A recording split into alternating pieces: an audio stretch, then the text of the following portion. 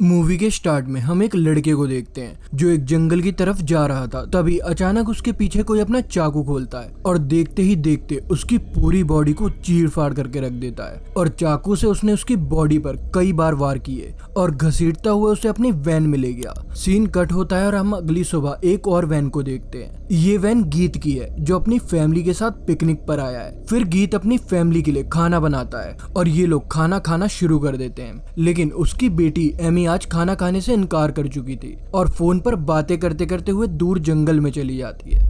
और यहाँ पर इनके पास आते हैं यहीं पर पास में रहने वाले दो आदमी, और ये दोनों आदमी गीत से एक आदमी के बारे में पूछ रहे थे, उसी आदमी के बारे में जिस आदमी का मर्डर हमने पिछली रात को देखा। जिसके जवाब में गीत कहता है नहीं, हमने किसी को नहीं देखा, हम तो बस अभी अभी कैंपिंग के लिए आए हैं। जिसे साफ साफ जाहिर था कि गीत इन लोगों को इग्नोर कर रहा था। लेकिन तभी गीत का बेटा यहाँ पर आकर इन दोनों को चॉकलेट दे देता है और ये दोनों वो चॉकलेट खाने लगते हैं। और इतनी ही देर में गीत की बेटी एमी भी यहाँ पर आ जाती है। गीत एमी से कहता है कि जाओ जाकर गाड़ी में बैठ जाओ। अब गीत को देखते ही ये दोनों लड़के कहते हैं कि क्यों ना हम आपकी वैन को देख लें, क्योंकि हमें शक है कि कहीं हमारा आदमी आप ही की वैन में ना हो। गीत बड़े आराम से दिमाग लगाते हुए ये सिचुएशन को हैंडल करता है और कहता है माफ करना, हम अभी जरा जल्दी में हैं। और ये बात सुनते ही ये दोनों आदमी अपनी गाड़ी में बैठकर यहाँ से चले जाते हैं और ये लोग भी जल्दी जल्दी अपना सामान पैक करके अपने घर की तरफ निकल जाते हैं। और अभी वो आधे रास्ते में ही पहुंचते हैं कि आगे उन्हें वही दो आदमी मिल जाते हैं और ये लोग अपनी कार ठीक कर रहे थे और इस बार इनमें से एक आदमी पर गन भी थी। और ये सब देखते ही गीत की वाइफ डर जाती है और कहती है अपनी वैन को पीछे ले लो, मगर गीत वैन को पीछे ले जाने के बजाय आगे ले जाता है। और तभी वो दोनों आदमी गीत की वैन के पास आ जाते हैं और कहते हैं हमारी गाड़ी खराब हो गई है, तो हो सके तो हमें आगे तक लिफ्ट दे दो। और गीत का डरा सहमा चेहरा देखकर ये आदमी समझ गया था ये लोग हमारी गन से डर रहे हैं, इसलिए वो कहता है कि हम दोनों को ना सही मगर एक आदमी को तो लिफ्ट दे दो। ये मेरा दोस्त विली है, इसका घर टाउन से पहले ही आ जाएगा, इसलिए इसी को लिफ्ट दे दीजिए। ये घर पहुंचते ही गाड़ी लेकर मुझे यहाँ लेने आ जाएगा और ये गन की तो आप फिक्र ही ना करिए, ये तो मेरे पास ही रहेगी। लेकिन गीत की वाइफ अभी भी नहीं चाहती थी कि कोई अनजान आदमी उनकी वैन में आ जाए। लेकिन गीत कुछ सोचते हुए विली को अपने साथ गाड़ी में ले जाने के लिए तैयार हो जाता है। विली कार में आता है और गीत के बेटे से बात करना शुरू कर देता है और बात करते करते ही वो बताता है कि उसके घर पर उसके अंकल और उनकी दो बेटियां रहती है जो इन सबको देखते ही इनका अच्छा वेलकम करेंगे, क्योंकि मेहमानों का आना उनको बहुत पसंद आता है। इस टाइम गीत के बेटे के हाथ में एक नोटपैड था जिसे विली छीन लेता है और ये देखकर वो अब हैरान और परेशान हो जाता है, क्योंकि ये नोटपैड था उसी के साथी का जो रात से लापता है और हम लोग तो ये बात जानते ही हैं कि वो मर चुका है। और इससे पहले कि विली ये हकीकत समझ लेता, गीत का बेटा बिना वक्त जाया किए उसके कंधे पर दो चाकू घुसाते हुए उसको भी मार देता है। और अब एक बड़ा ट्विस्ट हमें कहानी में ये रिवील्ड होता है कि हम जिसे इनोसेंट फैमिली समझ रहे थे, असल में ये एक खतरनाक सीरियल किलर हैं और इनकी पूरी फैमिली में हर एक आदमी सीरियल किलर है। और रात में जो आदमी मरा था वो भी गीत के बेटे ने ही मारा था। और कैंपिंग के दौरान ये लोग जो मीट खा रहे थे ये भी उसी आदमी का था। मतलब ये लोग सीरियल किलर होने के साथ साथ कैनिबल्स भी हैं, जिसका मतलब इंसानों को खाने वाले इंसान। मगर उनका हुलिया देखते हुए कोई भी उनके ऊपर शक नहीं करता। और विली का मर्डर करने के बाद ये सब लोग विली के छोटे छोटे पीस कर देते हैं और फिर उसे फ्रीजर में फ्रीज कर देते हैं, क्योंकि यही तो उनका खाना है। और इस वक्त गीत की वाइफ अपनी बेटी को उस आदमी की आंख देती है। ये देखकर उनका बेटा पूछता है कि ये आंख उसको क्यों दे रही हो, ये आंख तो मुझे देनी चाहिए, मैंने ही इस आदमी को मारा है। गीत की वाइफ कहती है कि ये आंख एमी को इसलिए दे रही हूँ क्योंकि वो अपने आप पर कंट्रोल रखती है और किसी पर ऐसे ही हमला नहीं कर देती। और यहाँ पर विली का जो फोन था वो भी रिंग करने लगता है और गुस्से में गीत उसको तोड़ देता है। और इसके बाद ये लोग पहुंच जाते हैं विली के घर पर, क्योंकि विली ने इन लोगों को बताया था कि वहाँ पर उसकी फैमिली रहती है। और दरवाजा नॉक करते ही दो लड़कियां दरवाजा खोलने के लिए आती है, जिसमें से बड़ी बेटी का नाम है जूलियन और छोटी बेटी का नाम है स्वेना। और ये फैमिली बड़ा मासूम सा मुंह बनाते हुए इन लोगों से कहती है कि दरअसल हमारी वैन खराब हो गई है और अगर आप बुरा ना माने तो हम थोड़ी देर के लिए यहीं रुक जाएं। और इससे पहले कि जूलियन कुछ बोलती, सोएना बात काट कर कहती है कि थोड़ा आगे जाने पर एक होटल आ जाएगा, आप लोग वहां पर स्टे कर सकते हैं। जिसके जवाब में गीत की वाइफ कहती है कि हमें रास्ते में विली मिला था और उसी ने हमें यहाँ आने को बोला। और अपने भाई का नाम सुनते ही वो लोग उनको घर में ले आते हैं और इनको खाना भी देते हैं, लेकिन इनको वो खाना पसंद नहीं आता क्योंकि ये लोग तो इंसान खाने वाले लोग हैं और आम खाना इन लोगों को कैसे पसंद आ सकता है। और इन सब के बाद गीत इन लोगों से कहता है कि अगर आप बुरा ना माने तो क्या मैं आपका फोन यूज कर सकता हूँ। तब इनके अंकल कहते हैं कि असल में हमारे घर पर एक ही फोन है जो कि विली के पास रहता है और अगर वो आ जाए तो आपकी फोन पर बात भी करवा देगा और आपको आपकी मंजिल तक भी पहुंचा देगा। और खाना खाने वक्त सोएना उनसे बहुत से सवाल पूछती है और कहती है कि अगर बिली आपको रास्ते में मिला था तो वो आपको घर तक क्यों नहीं लेके आया। जिस पर गीत की वाइफ कहती है कि वो तो बेचारा खुद भी पैदल था और अपनी दोस्त की मदद के लिए जा रहा था और उसने हमें बस घर का एड्रेस बताया और चला गया। मगर सोएना के तो सवाल ही खत्म होने का नाम नहीं ले रहे थे और उसके सवालों से तंग आकर ये सब अपने अपने वेपन निकाल रहे होते हैं। मगर तभी दरवाजा नॉक होता है और यहाँ पर आता है एक अच्छा हट्टा कट्टा इंसान, जिसे देखते ही ये चारों घबरा गए थे क्योंकि ऐसे इंसान से लड़ना या उसको मारना इनके लिए हमेशा मुश्किल हो जाता है। और ये था जूलियन का फियोंसे और इसे देखते ही सब अपने अपने वेपन वापस अंदर रख लेते हैं और सीन कट होकर हमें विली के दोस्त को देखते हैं जिसे ये लोग वहीं सड़क पर छोड़कर आए थे, जो बार बार विली को कॉल कर रहा था लेकिन विली का फोन स्विच ऑफ जा रहा था और अब तो उसे घबराहट भी होने लगी थी। और तभी उसके सामने आ जाता है एक पुलिस वाला और वो उसको लिफ्ट देने का ऑफर देता है, लेकिन वो आदमी इनकार कर देता है क्योंकि उसको वो पुलिस वाला बिल्कुल पसंद नहीं आया। और पुलिस वाले के यहाँ से जाते ही इस आदमी को उल्टी होना शुरू हो जाता है और वो भी उसी चॉकलेट की वजह से जो गीत के बेटे ने उनको दी थी। और सीन कट होकर हमें विली के घर का सीन दिखाया जाता है। इस घर में एमी जब वॉशरूम में जाती है तब गलती से विली की आंख जो उसकी मॉम ने उसको गिफ्ट में दी थी वो उससे वहीं बाथरूम में गिर गई थी, जिसे वो नोटिस किए बगैर बाथरूम से बाहर आ जाती है।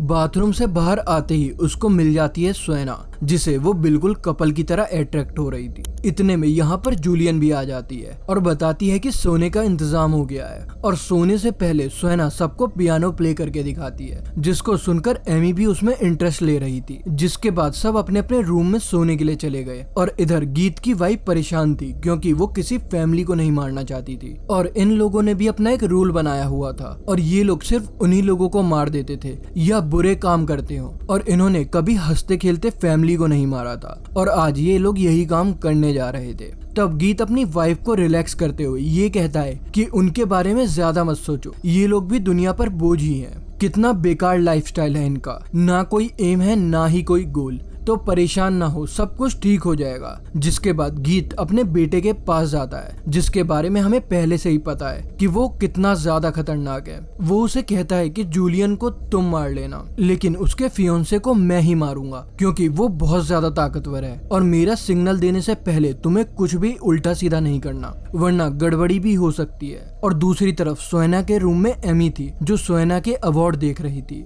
और वो सबके सब उसने तीरंदाजी में जीते थे, जिसे देखकर हमें पता लगता है कि उसका निशाना बहुत पक्का था। और ये लोग यही बातें कर रहे थे तभी हम लोग देखते हैं कि गीत पहुंच चुका है सोएना और जूलियट के डैड के रूम में उनको मारने के लिए। जूलियन के डैड को जैसे ही अपने कमरे में हलचल महसूस होती है तो वो डरकर चीख मारने की कोशिश करते हैं, लेकिन इतने में ही गीत उनके मुंह में कुल्हाड़ी मारकर उनको हमेशा के लिए चुप करवा देता है। और दूसरी तरफ गीत का बेटा जूलियन के फियोंसे पर अकेला ही हमला कर देता है ठीक उसी वक्त पर जब वो उल्टी कर रहा था और उसने अपने दोनों चाकू उसके कंधे में घुसा दिए। और वो लड़का जैसे ही अपने डिफेंस में पीछे मुड़ा, गीत के बेटे ने उसके सीने पर चाकू मारकर उसी की बॉडी को चीरफाड़ कर दिया और उसके गले पर चाकू मारकर उसे भी मार डाला। हालांकि गीत उसे ये सब करने के लिए मना कर गया था, लेकिन फिर भी इतने तगड़े इंसान को उसने इतनी आसानी से मार दिया जिसका इनाम तो बनता ही था। इसलिए गीत उस आदमी की जवान काट के अपने बेटे को गिफ्ट कर देता है।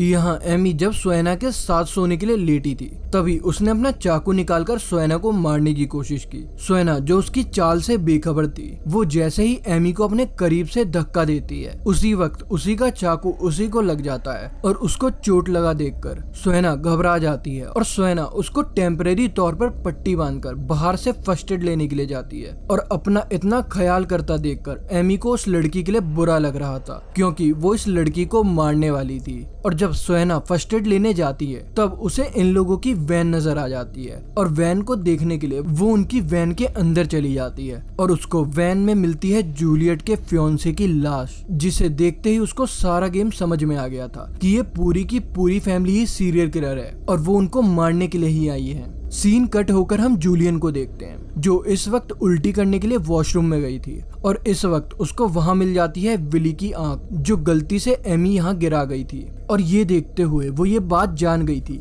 जरूर यहाँ पर कोई गड़बड़ी है और उनकी जान खतरे में है। और डरते हुए जब वो अपने डैड के कमरे में जाती है तब वो देखती है कि इन लोगों के डैड को भी किसी ने मार दिया है। और जब ये देखकर वो जोर से चिल्लाती है तब गीत यहाँ आकर उसके मुंह पर हाथ रखकर उसे यहाँ से ले जाता है और लेकर आता है अपनी वाइफ के पास और कहता है कि चलो इसको मारो। लेकिन उसकी वाइफ अभी तक इस लड़की को मारने के लिए तैयार नहीं है और इससे पहले कि ये औरत जूलियन को मार देती, तीर आकर उसके गले के आर पार हो जाता है, क्योंकि सोएना जो इनकी सच्चाई जान चुकी थी अब वो अपने डिफेंस में अपना हथियार यानी कि अपना तीर कमान उठा चुकी थी। और इसी आवाज को सुनकर एमी भी यहाँ पर आ जाती है और अपनी मॉम को मरा हुआ देखकर उसका दिमाग घूम जाता है और वो सोचती है कि अगर उसने सोएना को वहीं बेड पर मार दिया होता तो अभी उनकी मॉम जिंदा होती। लेकिन अभी भी देर नहीं हुई थी, बाकी सब लोग बच सकते थे कि जल्द ही ये दोनों लड़कियों को मारकर इस घर को जलाकर यहाँ से निकल जाएंगे। और अब ये लोग जूलियन को टॉर्चर करना शुरू कर देते हैं ताकि उसकी आवाज सुनकर सोएना यहाँ पर आ जाए। सोएना यहाँ आती तो है लेकिन इन्हीं की जैसी चाल चलकर, क्योंकि उसके काबू में था गीत का बेटा,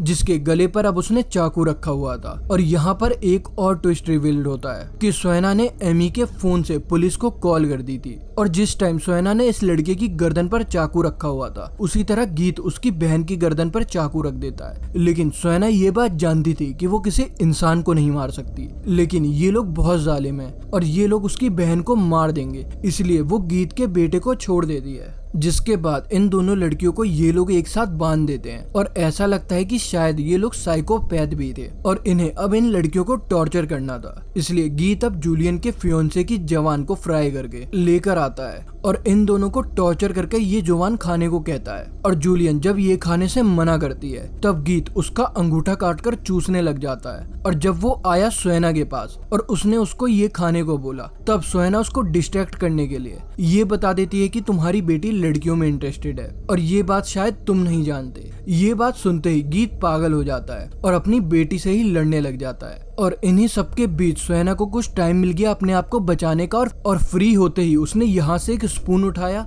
और गीत की आंख में दे के मारा। और यहाँ हमें पता लगता है कि गीत सच में एक साइकोपैथ अजीब आदमी था। सबको पता है कि आंख में स्पून लगने की वजह से कितना दर्द होता है, लेकिन यहाँ वो अपनी आंख को निकालकर खुद ही खा जाता है। और इनकी इसी लड़ाई के बीच में आ जाता है विली का वही दोस्त जिसे ये लोग सुबह वहीं रोड पर छोड़कर आ गए थे और उसे पता लग गया था कि जरूर कुछ गड़बड़ है और यही चेक करने के लिए वो विली के घर आया था। और ऐसा माहौल देखकर वो अब गीत से लड़ने लग गया। दूसरी तरफ हम देखते हैं कि गीत का बेटा जो इस पूरे घर पर मिट्टी का तेल छिड़क रहा था और आवाज सुनकर वो भी यहाँ आ जाता है, जिसे काबू करती है सोएना। सोएना सबसे पहले उसकी गर्दन पर चाकू रखते हुए उसे किचन में ले जाती है और फिर गरम गरम पकता हुआ पानी उसके मुंह पर फेंक देती है। और ऐसा करते ही वो लड़का बहुत ज्यादा तड़पने लगा, जिसके बाद सोएना अब उसके गले पर प्रेशर डालते हुए उसको मार डालती है। इधर सोएना ने तो अपने दुश्मन को मार दिया था, लेकिन दूसरी तरफ विली का दोस्त गीत से हार जाता है और जख्मी होने के बावजूद वो अपना अच्छा डिफेंस करता है, मगर विली के दोस्त के सर में चाकू घुसाते हुए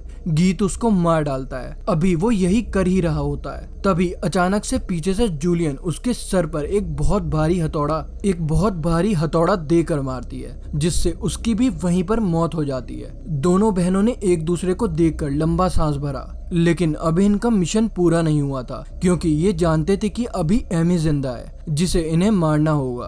तभी हम देखते हैं कि एमी जूलियन के पीछे से आकर जूलियन के कंधों पर चाकू मार के उसको मार डालती है और उसके बाद पीछे पड़ जाती है सोएना के और अपनी जान बचाने के लिए अपना ही तीर कमान से सोएना उसके ऊपर हमला करने वाली थी, जिससे बचने के लिए एमी घर से बाहर भागती है, जहां हम देखते हैं कि बाहर पुलिस भी आ चुकी थी। लेकिन पुलिस को असल में कॉल तो सोएना नहीं की थी, पर एमी के नंबर से। और यहाँ पुलिस भी सारा माहौल देखकर धोखा खा जाती है और उन्होंने एमी की फैमिली को इनोसेंट समझ लिया, जबकि इन गांव वालों को सीरियल किलर। और पुलिस को यहाँ पर एमी की जान बचाना ठीक लगता है, इसीलिए वो सोएना को गोली मारकर यहीं पर खत्म कर देते हैं। और उसने अपने हेडक्वार्टर में भी यही रिपोर्ट दी थी कि मासूम फैमिली को सीरियल किलर गांव वालों ने मार दिया। अभी वो रिपोर्ट दे ही रहा था कि तभी उसके पीछे एमी आ जाती है और उसे भी मार डालती है, जिसके बाद अब वो बिल्कुल फ्री थी। बेशक उसकी फैमिली मर गई थी, लेकिन वो जिंदा थे, जिसके बाद वो इस पूरे घर को आग लगाकर अपनी फैमिली वैन लेकर यहाँ से निकल जाती है। और इसी को दिखाते हुए ये कहानी यहाँ पर खत्म हो जाती है।